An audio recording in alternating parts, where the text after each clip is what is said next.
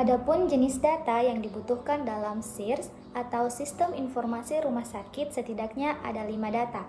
Yang pertama ada data rekapitulasi laporan 1, data rekapitulasi laporan 2, data rekapitulasi laporan 3, data rekapitulasi laporan 4, dan data rekapitulasi laporan 5. Di mana data rekapitulasi laporan 1 ini terdiri atas yang pertama yakni data dasar rumah sakit seperti kode rumah sakit, tanggal registrasi, nama rumah sakit, jenis rumah sakit, kelas rumah sakit, nama direktur rumah sakit, penyelenggara rumah sakit, alamat atau lokasi rumah sakit, luas rumah sakit, surat izin operasional atau penetapan, status penyelenggara swasta, akreditasi rumah sakit, tempat tidur, tenaga medis, dan tenaga non-kesehatan.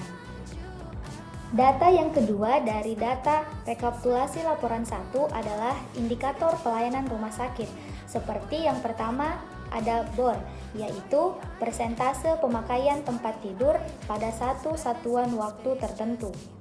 Yang kedua ada ALOS, yaitu rata-rata lama rawat seorang pasien. Yang ketiga ada BTO, yaitu frekuensi pemakaian tempat tidur pada satu periode, seperti berapa kali tempat tidur dipakai dalam satu satuan waktu, dan biasanya dalam periode 1 tahun.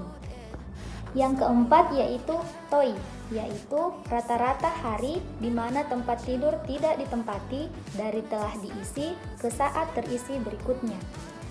Yang kelima ada NDR, yaitu angka kematian 48 jam setelah dirawat untuk tiap-tiap 1000 penderita keluar dan dihitung untuk menunjukkan efektivitas pengobatan rumah sakit. Yang keenam ada GDR, yaitu angka kematian umum untuk setiap 1000 penderita keluar rumah sakit. Nilai GDR ini seyogyanya tidak lebih dari 45 per 1000 penderita keluar. Dan yang ketujuh ada rata-rata kunjungan poliklinik per hari.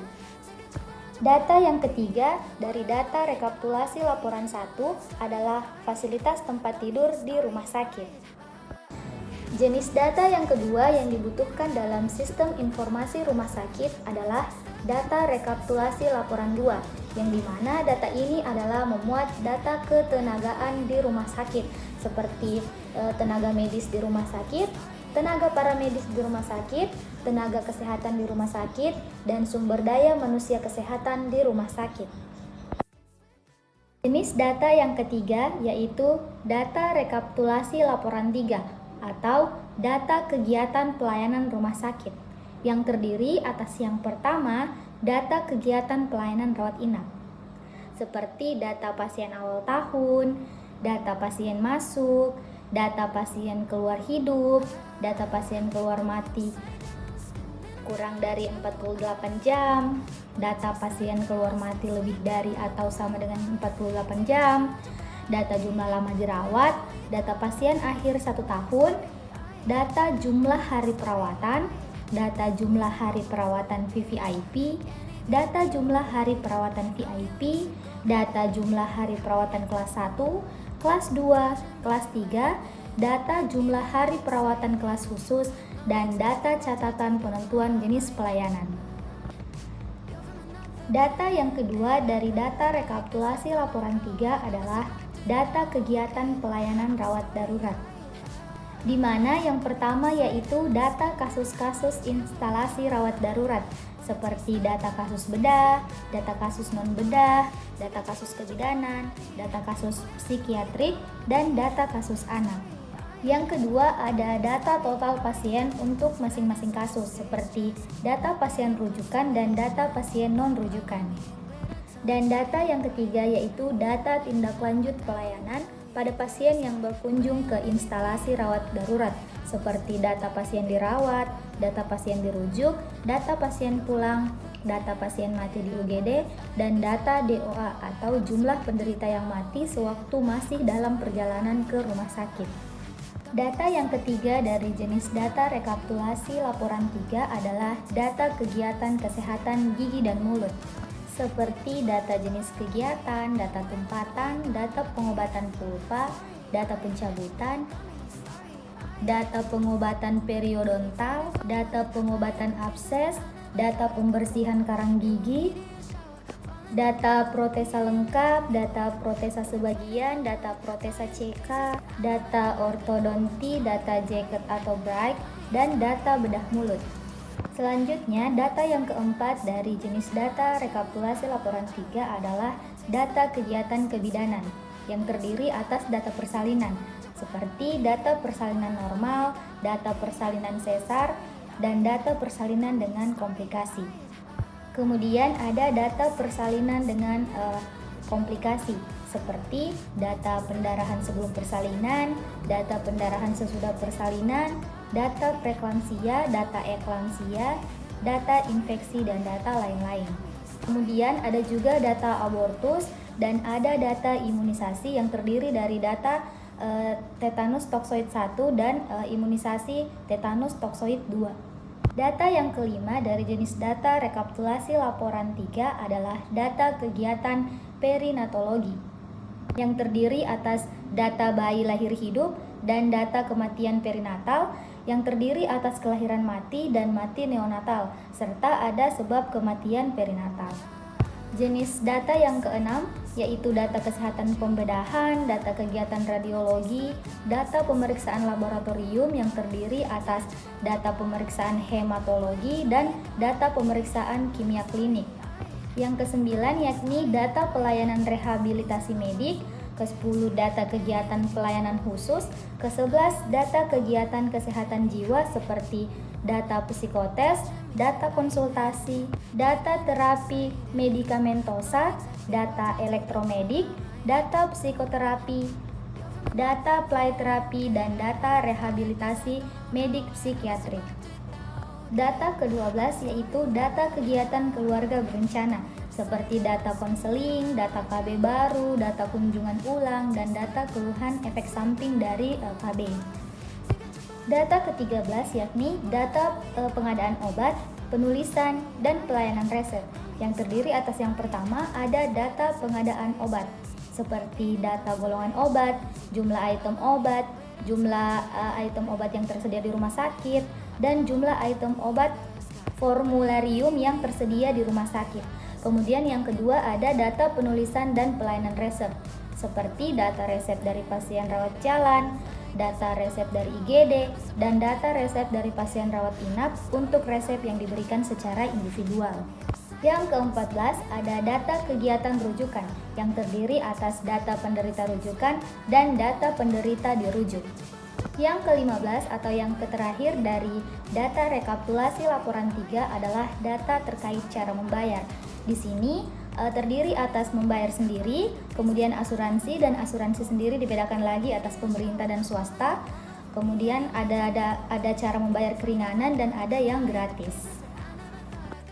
Jenis data selanjutnya adalah data rekapitulasi laporan 4, yakni data morbiditas atau mortalitas pasien. Di mana yang pertama ada data keadaan morbiditas dan mortalitas pasien rawat inap di rumah sakit.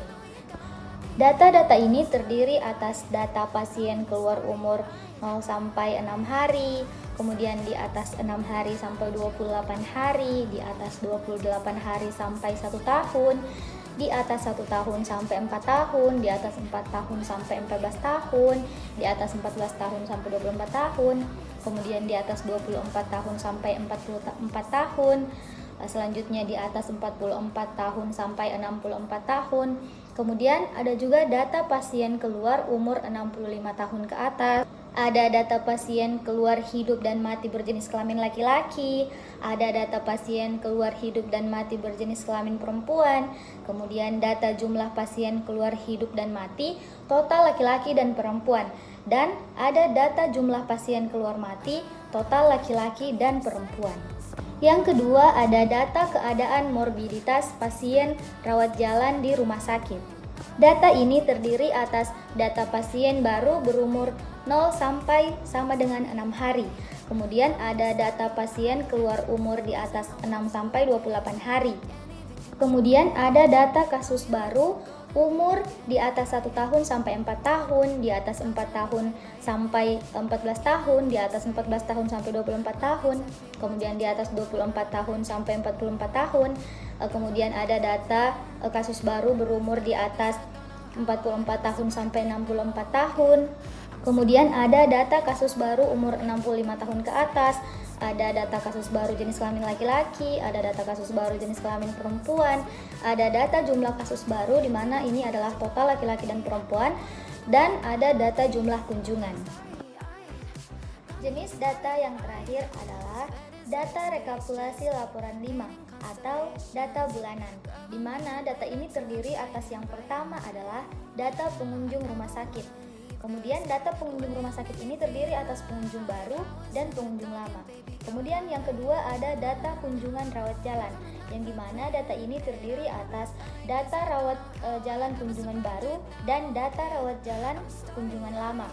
Kemudian yang ketiga ada data daftar 10 besar penyakit rawat inap, dan yang keempat ada data daftar 10 besar penyakit rawat jalan.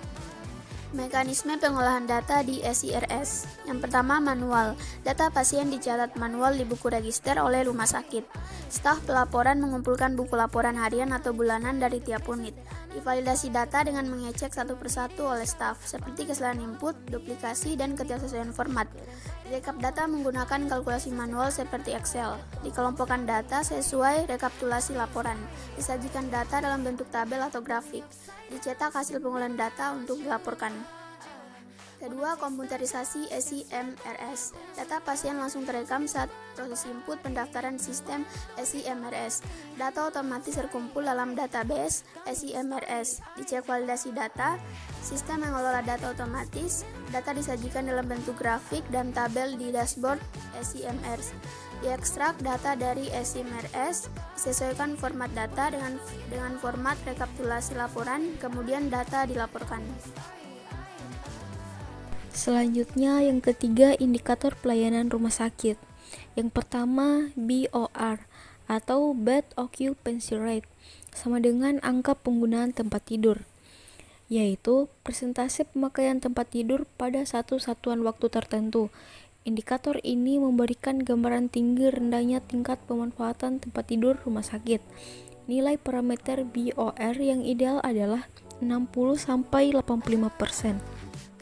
Yang kedua, ALOS atau Average Length of Stay, yaitu rata-rata lama rawat seorang pasien. Indikator ini di samping memberikan gambaran tingkat efisiensi, juga dapat memberikan gambaran mutu pelayanan. Apabila diterapkan pada diagnosis tertentu, dapat dijadikan hal yang perlu pengamatan yang lebih lanjut. Secara umum, nilai ALOS yang ideal antara 6-9 hari. Yang ketiga, BTO atau Bed Turnover, sama dengan perputaran tempat tidur, yaitu frekuensi pemakaian tempat tidur pada satu periode. Berapa kali tempat tidur dipakai dalam satu satuan waktu, biasanya dalam periode 1 tahun. Indikator ini memberikan tingkat efisiensi pada pemakaian tempat tidur, idealnya dalam 1 tahun. Satu tempat tidur rata-rata dipakai 40-50 kali. Yang keempat, TOI atau Turnover Interval, sama dengan tenggang perputaran tempat tidur, yaitu rata-rata hari di mana tempat tidur tidak ditempati dari telah diisi ke saat terisi berikutnya. Indikator ini juga memberikan gambaran tingkat efisiensi penggunaan tempat tidur. Idealnya tempat tidur kosong atau tidak terisi ada pada kisaran 1-3 hari. Yang kelima, NDR atau Net Death Rate, sama dengan rasio kematian lebih dari 40 jam per 1000 pasien, yaitu angka kematian 40 jam setelah dirawat untuk tiap-tiap 1000 penderita keluar. Indikator ini memberikan gambaran mutu pelayanan di rumah sakit. Nilai NDR yang dianggap masih dapat ditolerir adalah kurang dari 25 per 1000. Yang keenam, GDR atau Gross Death Rate, sama dengan rasio semua kematian per 1000 pasien keluar. yaitu angka kematian umum untuk setiap 1000 penderita keluar rumah sakit. Nilai GDR seyogyanya tidak lebih dari 45 per 1000 penderita keluar. Yang ketujuh, rata-rata kunjungan poliklinik per hari. Indikator ini diperlukan untuk menilai tingkat pemanfaatan poliklinik rumah sakit. Angka rata-rata ini 46 apabila dibandingkan dengan jumlah penduduk di wilayahnya, akan memberikan gambaran cakupan pelayanan dari suatu rumah sakit.